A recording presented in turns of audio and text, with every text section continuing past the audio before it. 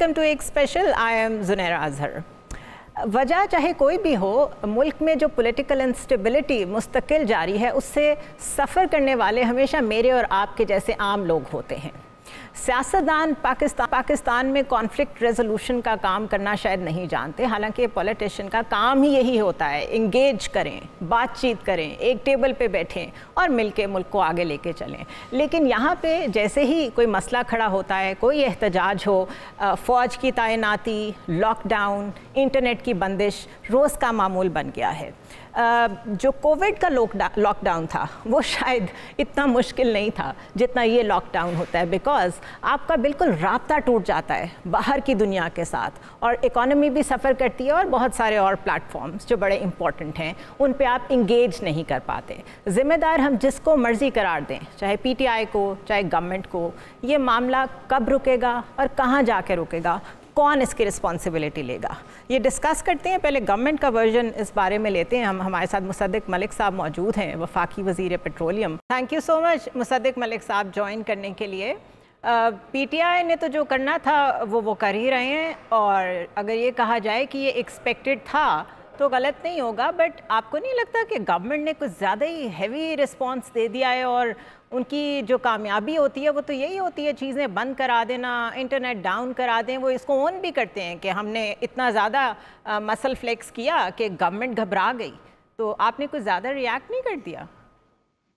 नहीं, देखिए, इसके जैसे आप कह रही हैं कि उन्हें जो करना था उन्होंने किया, मगर इससे पहले वो तो कोर कमांडर के घर को भी आग लगा चुके हैं। True. इसके अलावा वो तो जीएचक्यू पे हमलावर भी हो चुके हैं, और उन्होंने तो सरगोदा बेस के ऊपर जहाज़ों को आग भी लगा चुके हैं, और जो अस्करी टावर है उसे आग भी लगा चुके हैं। आप लाहौर में हैं, आपको ये सब कुछ मालूम है, आपकी नज़रों के सामने हुआ है। चलिए, ये भी कुछ महीने पहले की बात थी। थोड़ा सा और माजी में चली जाएं अगर आप, तो वो क्रेन लगा के पार्लियामान के ऊपर काबिज भी हो चुके हैं। जिस तरह को गैर मुल्की फ़ौज होती है, उस तरह उन्होंने पीटीवी पे कब्जा करके विक्ट्री के निशान भी बना चुके हैं, और एक डीआईजी साहब या एसएसपी साहब जो हैं उनकी रीढ़ की हड्डी भी तोड़ चुके हैं, और 3 दिन के लिए जो हमारा सेक्रेटेरिएट है उसको जरगमाल बना के बंद भी कर चुके हैं, और उनको प्रोपेल किया गया, वरना वो वज़ीर आज़म हाउस के ऊपर हमला भी कर चुके हैं। तो एक ऐसी जमात जो ये सब कुछ कर चुकी हो, वो जब कामयाब ना हो पाए और कहे कि हमारी कामयाबी यही थी कि हम गंडापुर साहब जो हैं वो खैबर पख्तूनख्वा हाउस में तशरीफ़ ले आए हैं और हमारे पूरे हो गए, अब हम वापस जाते हैं, तो मेरे ख्याल में ये सिंपलिस्टिक थिंकिंग है, क्योंकि उनके इंटेंट्स जिनमें वो कामयाब नहीं हो सके वो इससे कहीं ज़्यादा थे। इंटेंट क्या थी आपके ख्याल में? मैंने तो आपको बताया है, मेरी बात तो आप छोड़ दीजिए। अगर आप गंडापुर साहब की अपनी जो ललकार है वो सुन लें, तो उन्होंने कहा कि हम जेल पे हमला करेंगे, जेल तोड़ेंगे और कैदी को लेकर जाएंगे। ये उनका बयान है जो आप चला सकती हैं। फिर उन्होंने भी कहा कि हम इस्लामाबाद पे कब्जा करने आ रहे हैं और किसी का बाप भी हमें नहीं रोक सकता। हम वहाँ पर आएंगे और हम वहाँ पे कब्जा करेंगे इस्लामाबाद पे, जब तक हमारा कैदी रिहा नहीं किया जाएगा। तो ये तो वो ललकार है जो वो खुद दे चुके, और एक ऐसा शख्स इससे पहले वो तमाम बातें जो वो ललकारे की शक्ल में दे रहे हैं वो तमाम हरकत कर चुके हों, तो आपके ख्याल में क्या फिर उन्हें रोकने के लिए कुछ ना कुछ तो हुकूमत को इक़दाम करने ही पड़ेंगे ना? तो वो किए हैं, और मैं समझता हूँ। बट इस्लामाबाद तक तो वो फिर भी पहुंच गए, या तो फिर पहुंचने ही ना दें, एक सिचुएशन ही ना क्रिएट हो, because we all know SCO का इजलास होने वाला है, ऑल आइज़ ऑन पाकिस्तान, और आपको पता है कि ऐसे ममालिक हैं हमसाए में जो चाहते हैं चीज़ें डिटीरियोरेट हों, तो उनको तो ऑप्टिक्स में तो चीज़ें मिल गई उनको, सोशल मीडिया के ज़रिए से भी एंड अदरवाइज़ भी। मैं तो इसको बेवकूफ़ी कहूँगी जिस तरह के बयानात पीटीआई के कुछ लोगों ने, स्पेशली बैरिस्टर सैफ ने दिए, तो फिर इनको इस्लामाबाद तक पहुंचने ही ना दें। जी, इस्लामाबाद तक तो नहीं पहुंचे ना, तभी तो वो कह रहे हैं कि हमारी कामयाबी यही थी कि हम खैबर पख्तूनख्वा तक पहुंच जाए, खैबर पख्तूनख्वा हाउस तक। यानी वो जो जत्था चल रहा था, क्या वो जत्था इस्लामाबाद के डी चौक में दाखिल हो गया है?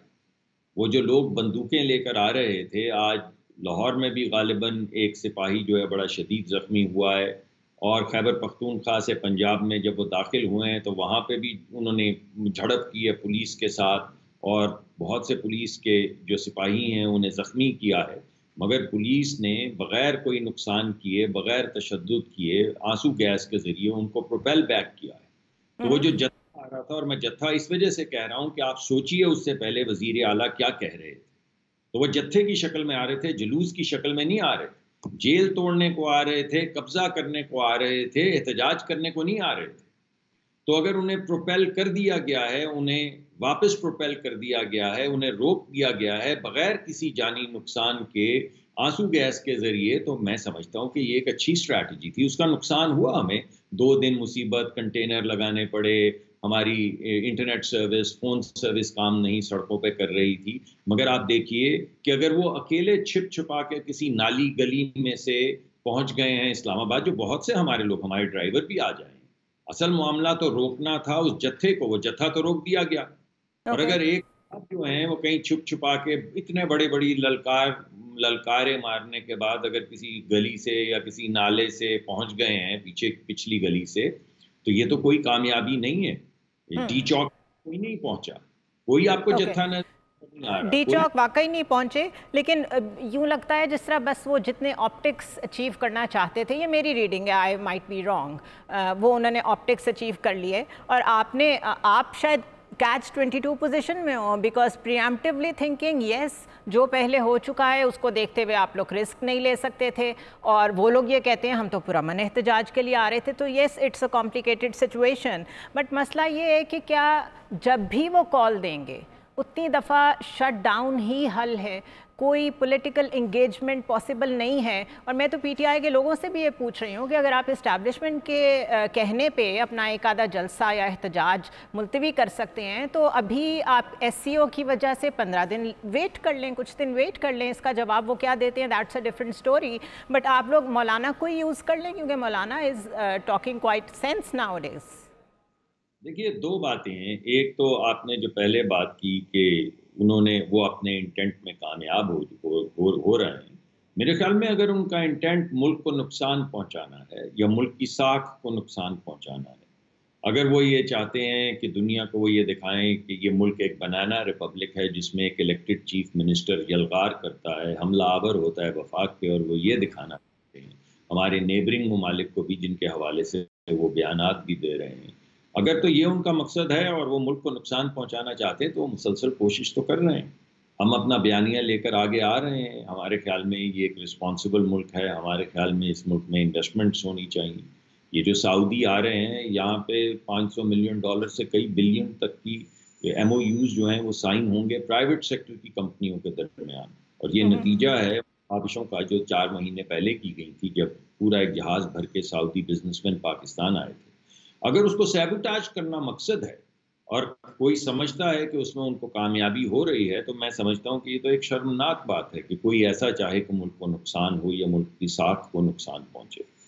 تو بہرحال یہ ان کا پہلی مرتبہ نہیں، اس سے پہلے جب چین کے صدر آ رہے تھے 2013 یا 14 میں، تو تب بھی انہوں نے دھرنا دیا تھا، تب بھی ان سے کہا گیا تھا کہ چین کے صدر کو آ لینے دیں، مگر انہوں نے نہیں آنے دیا، اور ملک کے اندر جو 18 20 30 بلین ڈالر کی انویسٹمنٹ ہونی تھی وہ 1-1.5 سال کے لیے ڈیلے ہو گئی، چین کے صدر آئے اور وہ نہیں آئے اور تمام انویسٹمنٹس ڈیلے ہو گئی۔ تو اگر ان کا مقصد ملک کو نقصان پہنچانا ہے، اگر ان کے مقاصد وہی ہیں کہ بین الاقوامی سطح پہ ملینز آف ڈالرز خرچ کے ملک کے خلاف کانگریس میں ریزولوشنز امریکہ کی پاس کروائی جائیں، یا آئی ایم ایف کو چٹھی لکھی جائے کہ پاکستان کو کسی صورت بھی قرضہ نہ دیا جائے اور یہ تاکہ یہ بینکرپٹ ہو، یا ابھی جب آئی ایم ایف آ رہی تھی تو یہ کہا جائے کہ اگر حکومت بدلے گی تو ہم اس کو کانٹریکٹ کو آنر نہیں کریں گے اور آئی ایم ایف کے پیسے ڈوب جائیں گے، تو اگر مقصد ویری کلیئرلی صرف پاکستان کو نقصان پہنچانا ہے اور پی ٹی آئی کی یہی سیاست ہے، تو مجھے لگتا ہے وہ کوشش تو پوری کر رہے ہیں۔ پولیٹیشینس کے پاس تو میں تو تھوڑے سے سولوشن کی طرف جانا چاہ رہی ہوں، پولیٹیکل سولوشن کی طرف، کہ دور دور تک اس کی کوئی سیمبلنس نہیں ہے. جس طرح میں نے پہلے کہا کہ آخر مولانا بھی تو اپوزیشن میں ہیں، اپوزیشن میں ہوتے ہوئے وہ جس طرح کی پوسچرنگ کر رہے ہیں، وہ انہوں نے بھی کہا کہ نہ کریں ان دنوں میں، آپ کوئی ہڑتالیں نہ کریں، پروٹیسٹ نہ کریں.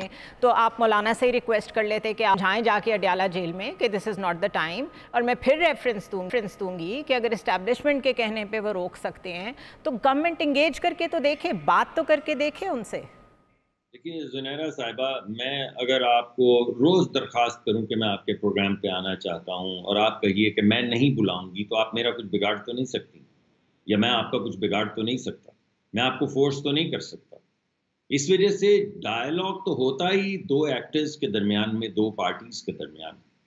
جب ایک پارٹی جو اپنے آپ کو جمہوری کہتی ہے اور ایک صاحب جو ملک کے وزیر اعظم رہے ہوں، چاہے ہمارے حساب سے سلیکٹڈ ہی کیوں نہ ہو، جب وہ یہ کہیں کہ میں صرف اسٹیبلشمنٹ سے بات کروں گا اور میں اپنے جو بینچز پہ میرے ساتھ بیٹھنے والے لوگ ہیں ان کے لیے میرے پاس ماں سوا گالی گلوچ کے کچھ نہیں، بالخصوص جو خواتین سیاست کرتی ہیں ان کے لیے تو میں وہ واحد الفاظ استعمال کروں گا کہ ان کا خاندان بھی یاد ہی رکھے گا.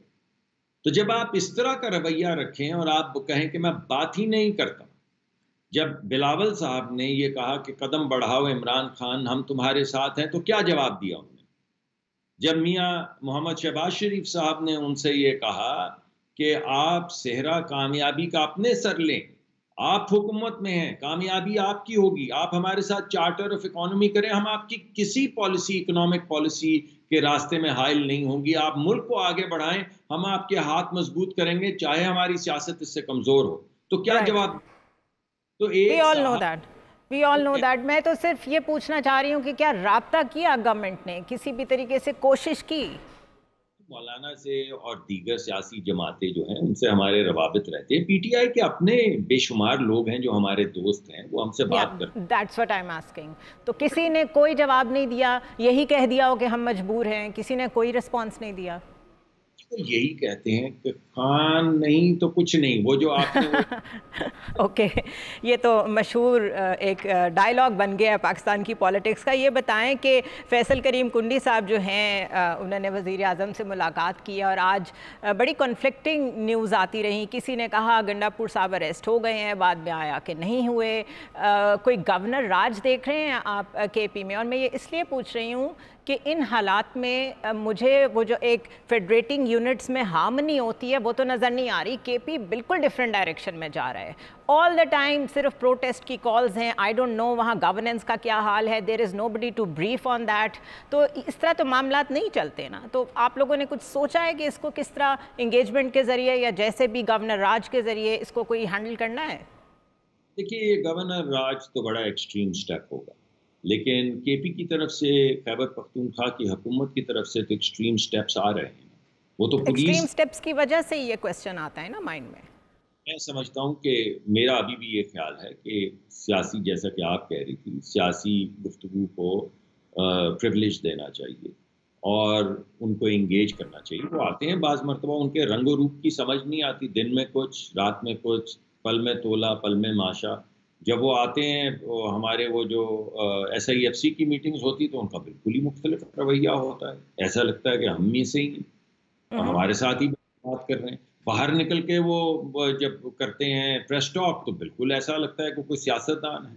ذرا یہاں سے 5 کلومیٹر دور جاتے ہیں تو ایسے لگتا ہے کسی فلم کے اندر ولن ہے وہ. تو کوئی نہیں آتا.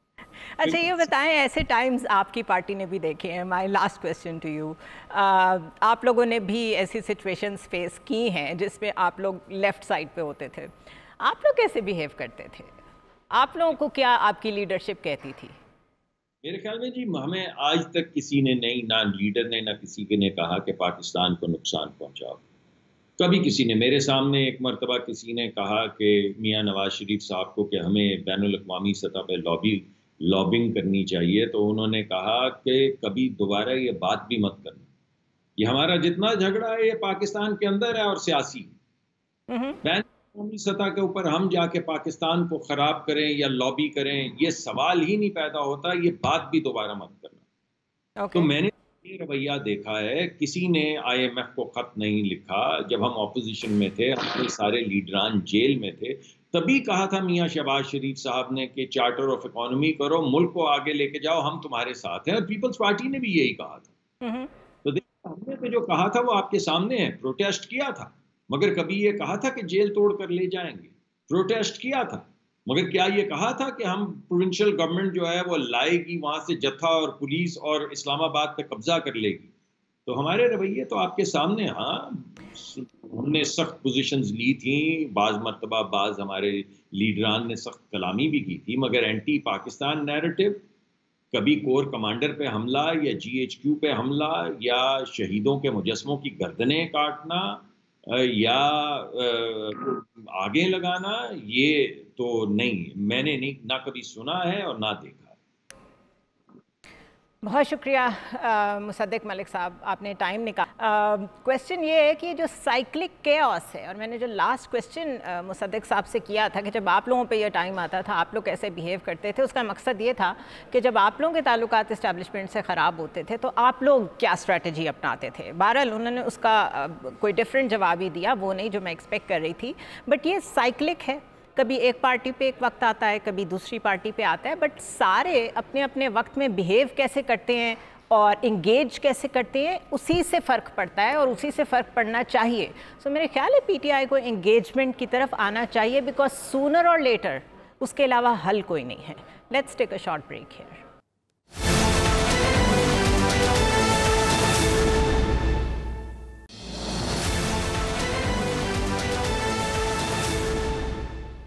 ویلکم بیک ٹو ایک اسپیشل ونس اگین. اور فواد چودھری صاحب ہمارے ساتھ موجود ہیں، ان کا بھی ورژن شامل کرتے ہیں اس گفتگو میں. فواد صاحب thank you so much for joining me. یہ جو اسٹریٹجی ہے PTI کی، یہ ہم مانیں یا نہ مانیں ان کے لیے ایک پہچان بن گئی ہے کہ ایجیٹیشن. انہوں نے ہمیشہ جو پوسچرنگ کرنی ہوتی ہے وہ ایگریسو ہی کرنی ہوتی ہے، نو میٹر دا سچویشن. آپ کو نہیں لگتا یہ نقصان دہ ہے اور پارٹی کو سوچنا چاہیے کہ انگیجمنٹ کی طرف ہی جانا ہے اگر ان دی اینڈ تو ابھی سے اس کے لیے کوئی راہ ہموار کریں؟ اب اگر کوئی 15 ڈیز رہ گئے ہیں شنگھائی کوآپریشن آرگنائزیشن کے اجلاس میں، اگر تھوڑے دن ویٹ کر لیتے تو یہ سارا شو ویٹ کر سکتا تھا ان مائی اوپینین. آپ کیسے دیکھتے ہیں؟ دیکھیے ظاہر ہے آپ کی اوپینین غلط ہے. اس کی وجہ یہ ہے کہ ایک تو دیکھیے جو جینیسس ہے اس سارے معاملے کا وہ تو 8 فروری کے الیکشنز ہیں، جن کو 9 فروری کو نتائج تبدیل کیے گئے اور 28 نشستیں لینے والا شخص صدر بن گیا اور 18 نشستیں لینے والا شخص وزیر اعظم بن گیا، اور جس پارٹی کو 2 تہائی اکثریت ملی تھی اس کا لیڈر جو ہے وہ جیل میں ہے. اور اس کے بعد سے لے کے اب تک پاکستان کے اندر آئین، قانون، اخلاقیات کسی کی بھی کوئی حیثیت نہیں ہے. اور جو حکومت میں لوگ ہیں وہ کہتے ہیں ہم تو گولی اور لاٹھی سے سرکار چلائیں گے، اگر آپ لوگ چھین سکتے ہیں تو چھین لیں. تو جو جینیسس ہے احتجاج کا، یہ بنیاد ہے احتجاج کی، وہ تو یہ ہے. جہاں تک یہ آپ نے کہا کہ یہ ابھی کا جو احتجاج ہے، یہ تو دیکھیں نا، یہ ماشاءاللہ حکومتوں نے بھی نہیں کیا جو کہ یہ حکومت کرنے جا رہی ہے کہ آپ کانسٹیٹیوشن ہی کو بدل دیں اور اس کی بنیادی ہلا دیں جوڈیشری کو ختم کر کے. جو اس وقت معاملہ چل رہا ہے وہ تو یہ ہے کہ اس کے بعد تو میرے اور آپ کے رائٹس ختم ہی ہو گئے، ہمارا ریاست سے تو رشتہ ہی ٹوٹ گیا اگر یہ آئینی ترمیم اس طرح سے لے جائیں. اور اگر آپ یہ سمجھتی ہیں کہ حکومت جو ہے وہ یہ آئینی ترمیم کا اعلان کرتی کہ وہ SCO کانفرنس تک کوئی ترمیم نہیں لائیں گے اور اس کے بعد بیٹھیں گے، بات کریں گے اور رات کے اندھیرے میں آئین کے اوپر شب خون نہیں ماریں گے تو حالات نارمل ہو جاتے. لیکن یہاں پر تو ہم دیکھتے ہیں کہ ایک جو وزیر داخلہ ہیں ان کو تو ہر مسئلے کا حل ایک SHO نظر آتا ہے. چاہے وہ بلوچستان کا مسئلہ ہو تو اس کو وہ کہتے ہیں یہ ایک SHO کی مار ہے، چاہے وہ الیکشنز ہوں تو وہ بھی ایک SHO کی مار ہے، اور آئین ہے تو وہ بھی ایک SHO کی مار ہے. تو ظاہر ہے اس کے اوپر تو ہر ذی شعور شخص کو، اور اس کا تعلق PTI سے نہ بھی ہو، احتجاج کے لیے نکلنا چاہیے اور ہر ممکن کوشش کرنی چاہیے کہ ہمارا آئین بچے، کیونکہ آئین بچے گا تو پھر میرا اور ریاست کا رشتہ رہے گا. فیئر انف، آپ کا آرگومنٹ ٹھیک ہے، لیکن کیا آپ کو لگتا ہے کہ اس طرح کے احتجاج سے وہ آئینی ترمیم رک جائے گی؟ बिल्कुल रुक जाएगी। और इसके अलावा अगर कोई और तरीका है तो वो भी बता दें, क्योंकि इसके अलावा तो किसी और तरीके के ऊपर तो हुकूमत जो है वो नहीं तैयार, क्योंकि उनका ये एक जो हकीकत मानना नहीं है है हमारी सियासत की कि हर कोई अपने टाइम में अपनी मर्जी के चीफ लाना चाहता है। अब इस दफ़ा तो बारी चीफ जस्टिस की हो रही है, but when it comes to establishment तो पीटीआई के दौर में भी एक्सटेंशन दी गई। ये हमारा पॉलिटिकल कल्चर का हिस्सा नहीं बन गया?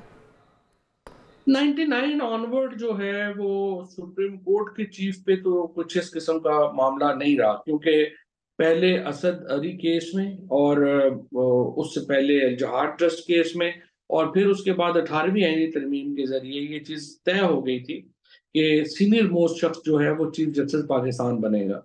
ये जो मामला है ये तो एक तवील अरसे के बाद, यानी तकरीबन आप समझिए कि 25-26 साल के बाद इस हुकूमत को ये ख्याल आया है कि चीफ जस्टिस पाकिस्तान के ओहदे को खत्म कर दिया जाए।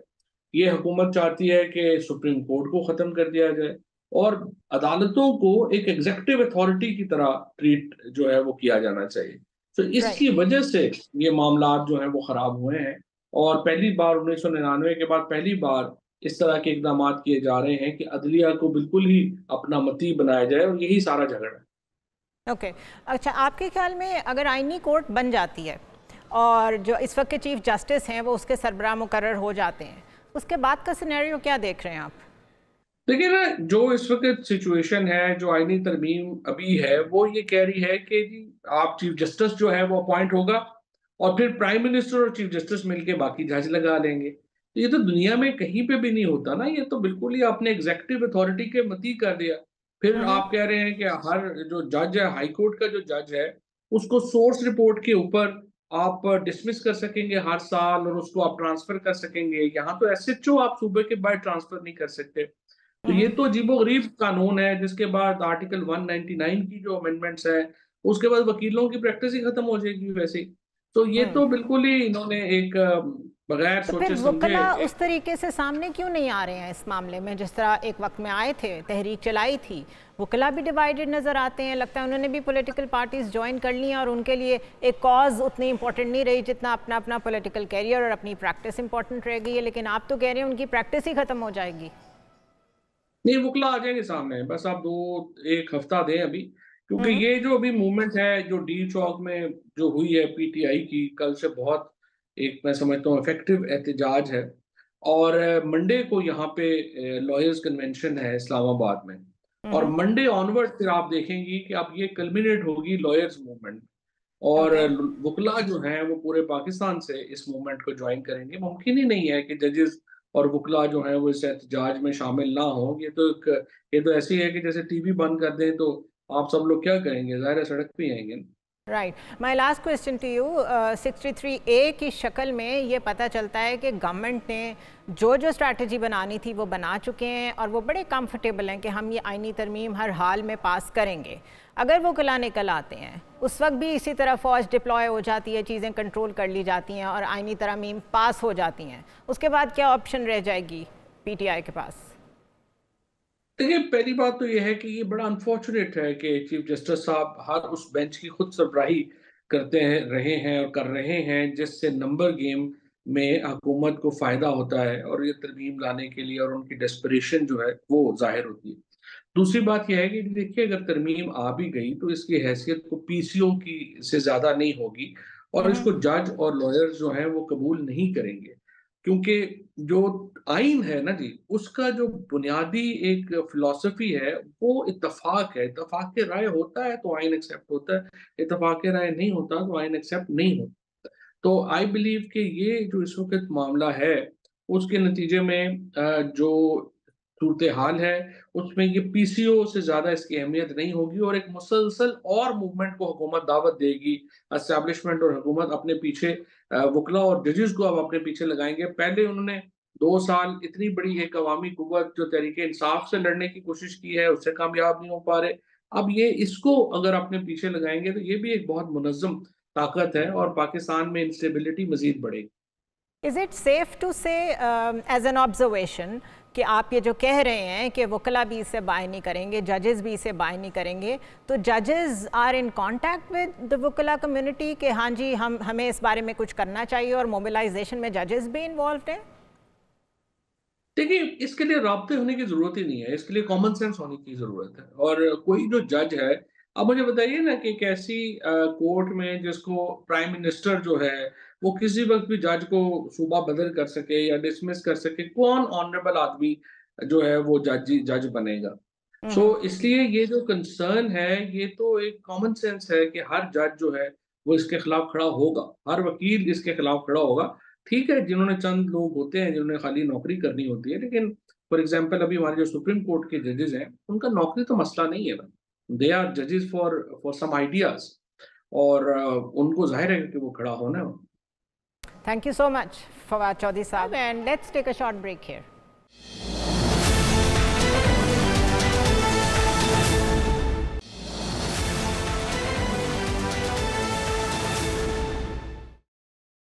ویلکم بیک ٹو ایک اسپیشل ونس اگین. اور اب گلوبل ڈیولپمنٹس پہ ایک نظر ڈالتے ہیں. ڈونلڈ ٹرمپ کا لیٹسٹ بیان کہ hit the Iran's nuclear sites first and rest will be seen later, یہ اس بات کا ثبوت ہے کہ یو ایس فارن پالیسی میں اسرائیل کی سپورٹ ایک بنیادی حصہ ہے. مڈل ایسٹ کی پالیسی کی بات کریں تو یہ بات سمجھ لیں کہ اسرائیل اور یو ایس ایک پیج پہ ہیں. جو بائیڈن ہوں، ٹرمپ ہوں، کیملا ہیرس ہوں، کوئی بھی پریزیڈنشل کینڈیڈیٹ اسرائیل کی سپورٹ سے محروم نہیں ہونا چاہتا. اے پیک یعنی امریکن اسرائیل پبلک افیئرز کمیٹی اور اس جیسے لا تعداد پرو اسرائیل لابنگ آرگنائزیشنز امریکن پولیٹیشینز کی کیمپینز کو فنڈ کرتی ہیں. اور فنڈنگ لینے کے بعد اوول آفس میں پہنچ کے یا پھر کانگریس میں پہنچ کے کوئی امیدوار اینٹی اسرائیل پالیسی اختیار کرے گا، یہ ایک خام خیالی ہی ہو سکتی ہے. اس سوال کو مد نظر رکھتے ہوئے مڈل ایسٹ کی صورتحال اور امریکن فارن پالیسی پر بات کرنے کے لیے ہمارے ساتھ موجود ہیں سابق سفیر. Thank you so much doctor Maleeha Lodhi for joining us. یہ بات تو بہت سارے اینالسٹ پہلے سے کہہ رہے تھے کہ پریزیڈنشل الیکشن جو یو ایس میں ہونے جا رہے ہیں اس کے بعد جو بھی ایڈمنسٹریشن آئے گی اس کی پالیسی ٹورڈز اسرائیل چینج نہیں ہوگی. آج جب ٹرمپ کا یہ ہم نے بیان دیکھا کہ جی سب سے پہلے ایران کے نیوکلیئر انسٹالیشنز کے اوپر اٹیک کریں، باقی سب بعد میں دیکھا جائے گا، تو اگر کسی کو ڈاؤٹ بھی تھا تو وہ شاید ختم ہو گیا ہے. لیکن آپ کیسے دیکھتی ہیں American foreign policy towards Israel کو؟ وہ کیوں اتنے ہیل بینٹ ہیں to support Israel to the level کہ چاہے جینوسائیڈ ہو رہا ہو، چاہے خود یو ایس کے اندر کیمپسز پہ جو لوگ پروٹیسٹ کر رہے ہیں وہ ہو رہے ہوں، وہ بالکل اس سے کنیکٹڈ نظر نہیں آتے، وہ ایک ہی ڈائریکشن میں جا رہے ہیں جو کہ وار ہے. دیکھیں یہ کوئی بریکنگ نیوز نہیں ہے. امریکہ تو پچھلے 70 سالوں سے اس سے بھی زیادہ اسرائیل کی حمایت میں ہمیشہ فرملی کھڑا رہا ہے. تو یہ کوئی نئی چیز نہیں ہے، چاہے وہ ڈیموکریٹک پارٹی کی حکومت ہو یا ریپبلکن پارٹی کی حکومت ہو. مجھے تو کبھی ان میں فرق نہیں نظر آیا جہاں تک اسرائیل کا سوال ہے. اور ٹرمپ کا یہ کہنا جو انہوں نے آج کہا ہے، الیکشن کیمپین میں تو ہر قسم کی سٹیٹمنٹس ہوتی ہیں، لیکن یہ بہت قبل از وقت ہوگا کہنا کہ جو انتظامیہ نئی آئے گی اس کی پالیسی کس قسم کی ہوگی.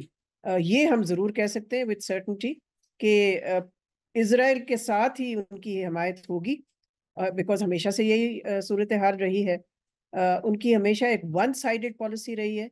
ان کو کبھی کوئی پرواہ نہیں رہی کہ فلسطینیوں کے ساتھ کیا ہو رہا ہے. حالانکہ یونائٹڈ نیشنز میں وہ سپورٹ کرتے رہے ہیں، مختلف جو قراردادیں آئی ہیں ماضی میں انہوں نے سپورٹ کیا ہے. وہ ٹو اسٹیٹ سولوشن کو بھی سپورٹ کرتے ہیں. لیکن اس وقت تو نیتن یاہو جو اسرائیل کے وزیر اعظم ہیں وہ تو ون اسٹیٹ سولوشن امپوز کرنے کی کوشش کر رہے ہیں، اور وہ بھی جنگ کے ذریعے، بربریت کے ذریعے، جینوسائیڈ کے ذریعے اور قتل و غارت کے ذریعے.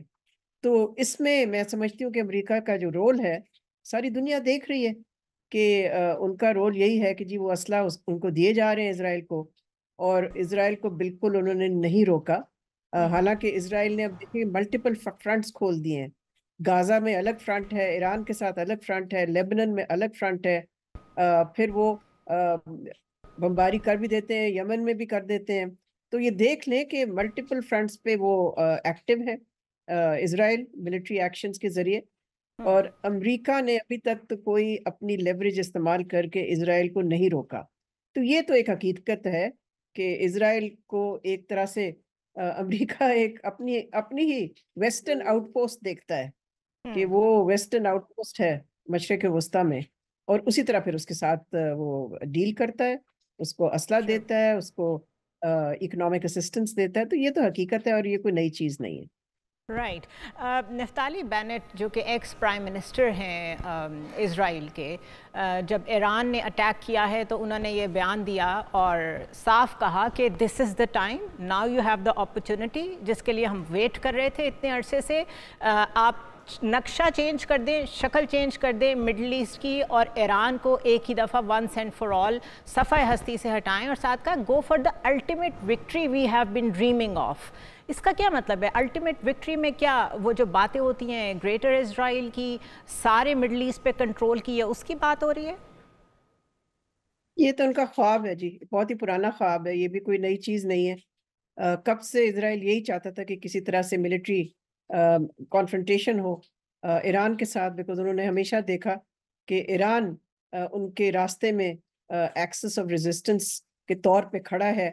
تو وہ ہمیشہ چاہتے تھے کہ ایران کو کسی طرح سے اور امریکہ کو انوالو کر کے کسی جنگ میں مل کے حملہ کریں. یہ بھی کوئی نئی چیز نہیں ہے، لیکن میں سمجھتی ہوں کہ اس قسم کی جو سٹیٹمنٹس ہیں ان کا یہ مطلب نہیں ہے کہ وہ ایران پہ حاوی ہو سکتے ہیں. ایران یعنی کہ ایک ملک ہے، لبنان پہ بھی نہیں کر سکتے ہیں وہ، لیکن ایران کے پاس کیپیسٹی ہے.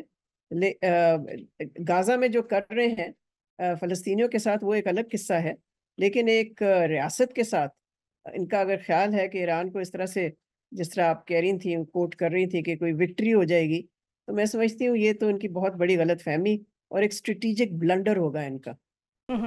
بٹ بلنڈرز کے لیے ایسے لگتا ہے جیسے وہ تیار ہیں، بیکاز الاٹ آف ایکسپرٹس سے کہ 7 اکتوبر کو اب 1 سال ہونے کو آیا ہے، اور حماس کے ایک اٹیک کو اب 1 سال میں جس طریقے سے کیری کیا گیا ہے، ایسے لگتا ہے کہ یہ سارا ہوم ورک ہوا تھا، اٹ واز آل کیلکولیٹڈ.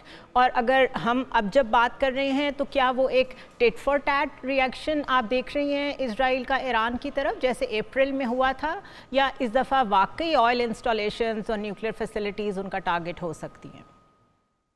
یہ تو بڑا مشکل ہے کہنا، یہ تو صرف اسرائیلی حکومت ہی جانتی ہے. ہمیں تو معلوم نہیں ہے کہ ان کے جنگی پلانز کیا ہیں، لیکن ان کو یہ بھی معلوم ہوگا کہ اگر وہ آئل فیسلٹیز پہ اٹیک کرتے ہیں، جو کہ امریکہ نے ان کو منع کیا ہے، تو پھر ایران کی طرف سے بھی، ایران نے تو بلکہ کہا ہے ایک سٹیٹمنٹ میں کہ ان کا رسپانس بھی نان کنونشنل ہوگا. اس کا مطلب یہ ہے کہ وہ بھی پھر انفراسٹرکچر جو اسرائیل کی انفراسٹرکچر ہے اور اسرائیل کی بھی جو آئل فیسلٹیز ہیں، وہ بھی پھر ان پہ حملہ کر سکتا ہے. تو یہ تو اب قبل از وقت ہے نا کہ کس قسم کی کانفرنٹیشن ہوگی، لیکن میں سمجھتی ہوں کہ اسرائیل کسی نہ قسم کی ریٹیلیٹری ایکشن ضرور لے گا. اوکے، بٹ جو بڑا ایک بیسک کویسچن ہے جو میں لے مین کے طور پہ آپ سے پوچھنا چاہتی ہوں، وہ یہ ہے کہ ایک جیسا بھی سسٹم تھا، ایک سسٹم تھا جس میں ہم سمجھتے تھے کہ جب ایک حد سے زیادہ ہیومینیٹیرین کرائسس بڑھتے ہیں تو دنیا آگے آتی ہے، کوشش کرتی ہے اس کو روکنے کی ٹو سم ایکسٹینٹ. کیا ایک لمیٹڈ وار ہو رہی ہو تو چلیں اس کی طرف سے وی کین ٹرن اوے کہ ہونے دیں، جس طرح یوکرین میں ہو رہی ہے، نو بڈی از بادرڈ ان دا ورلڈ.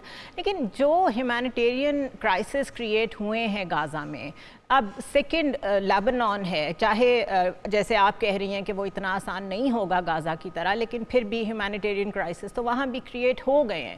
اس کو روکنے والا کون بچا ہے؟ یو این کی رٹ ہمیں نظر نہیں آ رہی، انٹرنیشنل کورٹ کے جو وارنٹس تھے اگینسٹ بنجامن نتن یاہو، ان کی بھی کوئی رٹ نظر نہیں آ رہی. اب کون ہے جو لیوریج لے؟ یہ کس طرح چیزیں میٹیگیٹ ہوں گی؟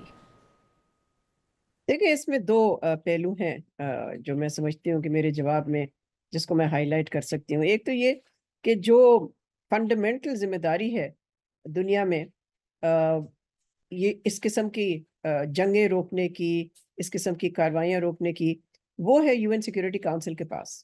یو این سیکیورٹی کاؤنسل کیا ہے؟ UN security council is controlled by 5 permanent members, یعنی کہ ان کے جو 5 پرماننٹ ممبرز ہیں جن کے پاس ویٹو پار ہے، وہ کنٹرول کرتے ہیں.